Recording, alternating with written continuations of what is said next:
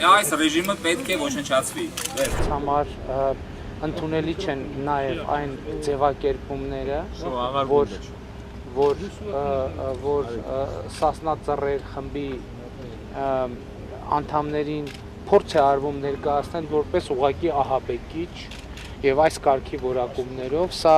գիտեք, սա նշանակում է առնվազն չիմանալ, շփում չունենալ Հայաստանի Հանրապետության ժողովրդի հետ։ Կարծում եմ իմաստ կունենա, որ ազգային անվտանգության ծառայության, դատախազության,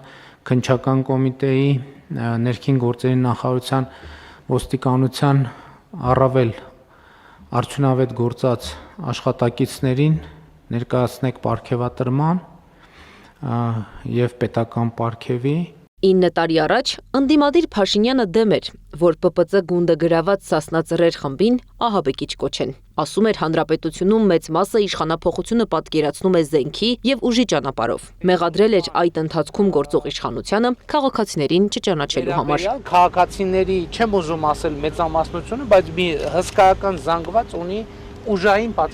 լուծման պատկերացում։ Այսինքն այդ ձևակերպումները, որ քաղաքական գործիչները տալիս են ահաբեկչություն, այդ քաղաքական գործիչները մի անգամ չտեսանք իշխանության կոռուպցիայի կամ իշխանավորների կոնկրետ հանցագործություններին բան անեն, անդրադառնան։ 9 տարի առաջ բարեկապահակային ծառայության գունդը գրավելն ահաբեկչություն էր, բայց 9 տարի անց Փաշինյանը օրինական զենքեր, տանը դանակ, պատառաքաղ, հատակ մաքրելու փայտ, ակցիաների ժամանակ արձակվող ծուխ պահելն ու դրանք այսպես կոչված հայտնաբերելը հեղաշրջման փորձի կանխում էր համարում։ Բացահայտվել է մեր պետականության, Հայաստանի Հանրապետության անվտանգության եւ կայունության դեմ նախապատրաստվող հանցագործություն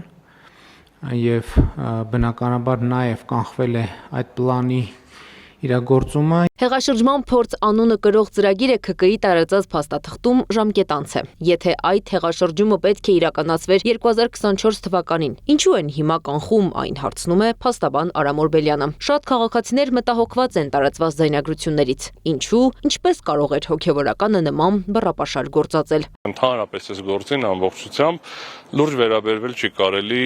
իրավաբանական տեսակետից է։ Լուրջ մեղադրանք է։ Երկու հոդվածն էլ ահաբեկչությունն էլ իշխանության յուրացումն էլ լուրջ հոդված է։ Բայց չի կարելի այդպիսի լուրջ հոդվածները այսպիսի գործընթացներով անլրջացնել։ Կալանավորվել է 1 տասնյակից ավելի քաղաքացի, որոնք աջակցել են Սրբազան պայքար անունը կրող շարժմանն ու առաջնորդ Բագրատ arczepiskopos Գալստանյանին։ Գործելավոճը ծանոթ ու հնացած է որակել ընդդիմադիր падգամավոր Իշխան Սաղաթելյանը։ Դա ամեն ինչը պատական չի, հստակ ծրագրավորված, թիրախավորված կոնկրետ անձանց եւ ուժերի նկատմամբ գործողություններ են իրականացնում։ Սաղաթելյանը հիշեցնում է 2020 թվականի նոյեմբերի 9-ից ի վեր ընդդիմադիր շարժումների դեմ կիրառվող քաղաքականությունը։ Դիմադրություն, հայրենիքի փրկություն անունները կրող շարժումների ժամանակ ևս ոստիկանները նախ փակում էին պետական բոլոր կառույցները, որին հաջորդում էր զանգվածային ձերբակալություններն ու կալանավորումները։ Ինչու է նման քաղաքականություն որդեգրել Փաշինյանը։ Նիկոլ Փաշինյանը նպատակ ունի